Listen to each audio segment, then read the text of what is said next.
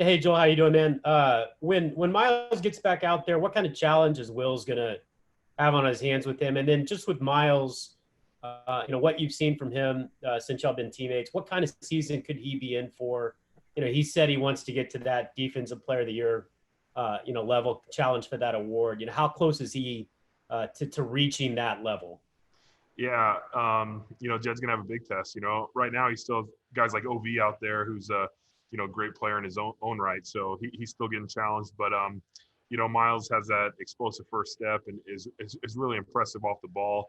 Can give him an array of pass rush moves. So it's going to be a good challenge for Jed. But it's good because practice is going to be faster than the games. It's already faster than the games, but then you get like Miles too. It's going to really step up. And once he gets to the games, hopefully it slows down for him a little bit. And then Miles as a player, I mean, from the first day he's been on the practice field, you can tell he's something special. The way he moves, the way he bends. It's just stuff you only see in a few guys in the NFL, and it's been really impressive. I think he was on pace last year to be in that defensive player of the year conversation. If he puts together a whole season this year, really there's no limit on his success. Dan Lobby has our next question. Hey, Joel, Bill Callahan, you've had a lot of offensive line coaches, obviously, in your career. Bill Callahan's a guy that comes in with really good credentials. A lot of people praise his work. So what are your early impressions of him now that you've gotten to work with him a little bit and be in the building with him? Yeah, he's a football guy, that's for sure. He's very detailed. He's very organized, and he knows what he wants out of his O-line. And it's been good.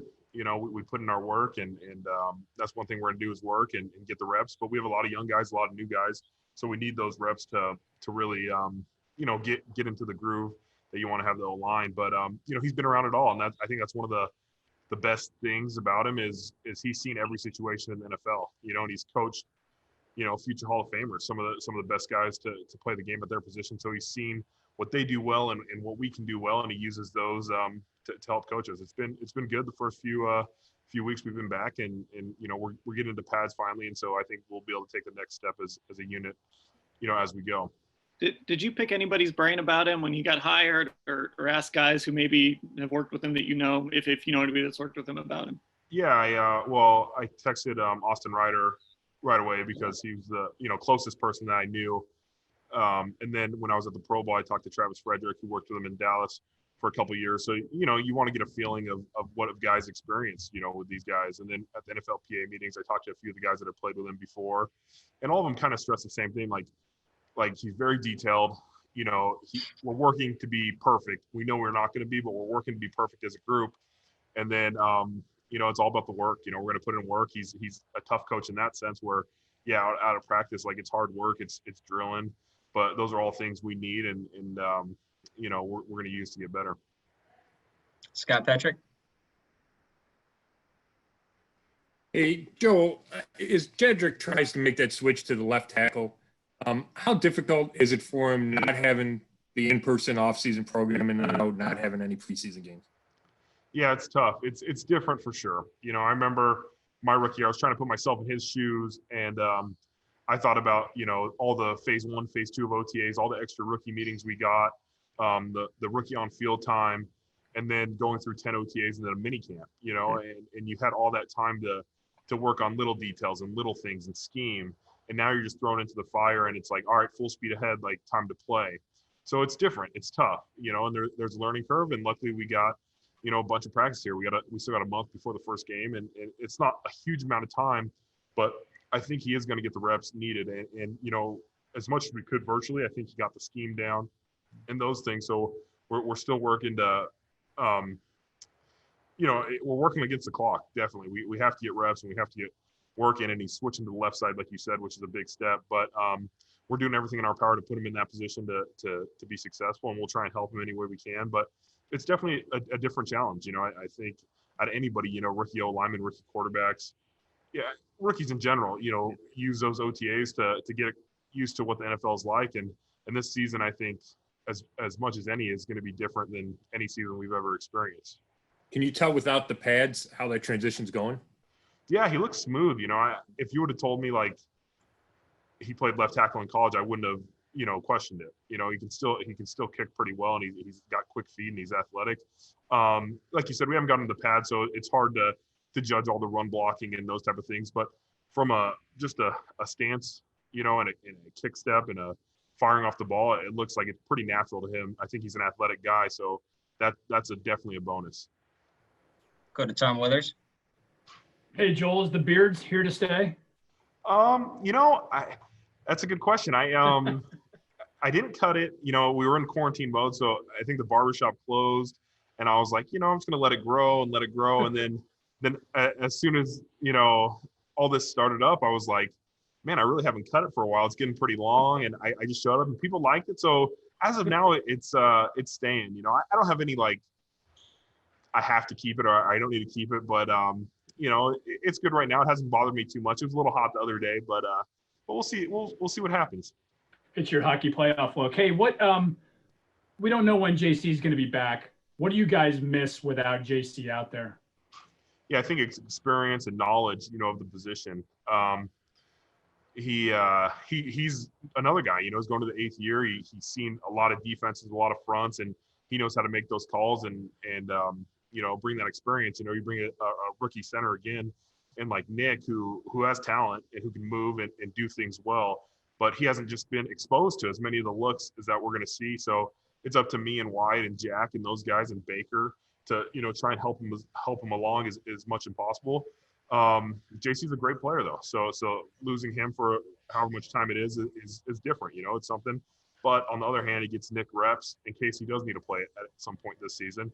He's not going to be like, man, I haven't got any reps with Joel or Wyatt or Baker at quarterback. So I think there's obviously you never want to see a guy go down, but if you can nitpick something positive out of it, it's Nick gets some reps and that's always good when you're a young offensive lineman. Dale Ryder. Hey, Joel. Obviously, the COVID-19 challenges that you guys are facing, trying to play through this, being in the trenches, you're in tight with everyone. There's basically 10 guys on top of each other. What's it feel like out there? How tough is to keep that out of your mind? And then also just to be going out there every single day, be in the trenches and feel like you're just trying to play normally. Right. It's different, the Browns and the Haslams have done a great job of making us feel safe once we get in the building. I mean, we've been tested, every day since training camp has started, and people in the building are only people that have, tested negative for COVID. So once you get in the building, you feel safe in that sense. But you're still wearing the mask and you're still, trying to socially distance and you're trying to keep away from people, which is different. Football, you're around guys, you're close to guys, you're eating together and stuff. And now got plexiglass separating us in the lockers and stuff of that nature. For me so far, when we've got on the field though, it's been very similar. I'm out there and I'm just like, all right, we're playing football again. You go and you block a guy and then you get back to the huddle and you do the same thing and you try and stay apart when you get to the sideline. I think the hardest thing for me is getting water, because usually they just have one water bottle they can pass around and now you have your own water bottle. So you got to find, where your water's at and get a fresh Gatorade and those type of first world problems, but it's once you get on the field, it feels pretty similar. We'll see when we play another team, but we know the guys here are taking their precautions seriously. And, to get in the building, you already have to go through, a variety of tests. So, we're still trying to, mitigate what, the time spent together. But once you get on the field, it feels like football to me. Great. We have time for just these final 3 questions. We'll go to Nate, Ulrich, Mary Kay, and then Tom. Nate, your line should be open. Hey, Joel, has JC given you any feeling for his chances for week 1? And if he isn't able to go, how much can you put on your plate to help Nick Harris? Yeah, we don't really know with JC yet. That's him and the medical team kind of figuring that out, the head coach. But he's been around the facility, so that's good to see. I think that's always a positive step. And then, I think it would be all hands on deck to get Nick ready. If that happened, Nick would get, the whole month and a week of practices and I think he'd be ready to go, but we'd be able to help him. I think Baker's going to his 3rd year now. I think Jack's an experienced player. He's seen a lot, and myself, I can help make a point. I can find the mic, as well. I've been in this, these systems before, so I think we'd be okay. Obviously we want JC. He's one of our leaders. one of our best players, and we want him out there. But I think we're preparing, for worst case scenarios. Mary Kay? Hey, Joel, I'm just wondering, when we talked to Baker the other day, he mentioned that, he was kind of lost. He lost himself a little bit last year, and, he kind of doubted himself. He said that he has stepped up and he's changed. He's being more of a leader this year, and he has told you guys that, and he told us that he has asked you guys to hold him to this and hold him accountable. So my question to you is, have you seen this sort of leadership change in him? And are you prepared to do that? I mean, actually kind of hold him accountable if you see anything that he needs to hear about? Yeah, he he talked to the team, and he had an opportunity to kind of address us, and he let us know, it wasn't enough last year. He didn't do enough to help the Cleveland Browns win, and he felt bad about it. And then, from a leadership perspective this year, he's done everything right. He's trying to lead by example. I mean, just looking at him, like when he showed up, he looked a lot better. His body looked better. He looked like he was moving really well. He looked strong. All the things you want to see in a quarterback, and it's offseason talk, like, oh, best shape of your life type of thing. But he really did, take those steps, and that's the first start, because you lead by example. And then as a quarterback, you automatically lead with your voice because you're the quarterback of this team. And he's taking that step. You hear him, you see him talking to some of the young receivers, or even Odell and Jarvis and Nick and guys that have been around, and just, we have a standard here now, and that standard can't change. And as the quarterback of this team, you're the standard, that you're what people follow. And I think he understands that now. And we're ready to help him push that standard. Last one, Tom Withers. Hey, Joel, I guess the situation is obviously still fluid as to whether or not fans will be allowed into the stadium for the games this year. Have you considered that? I mean, if that happens, how strange will it be to play in an empty stadium? Yeah, it's going to be different. I think that's a great experience about the NFL, is running out and seeing, 60,000 fans. And if you're at a road game, you have to deal with some of the noise, and, you have to work on your silent count, but scoring a touchdown silence those fans.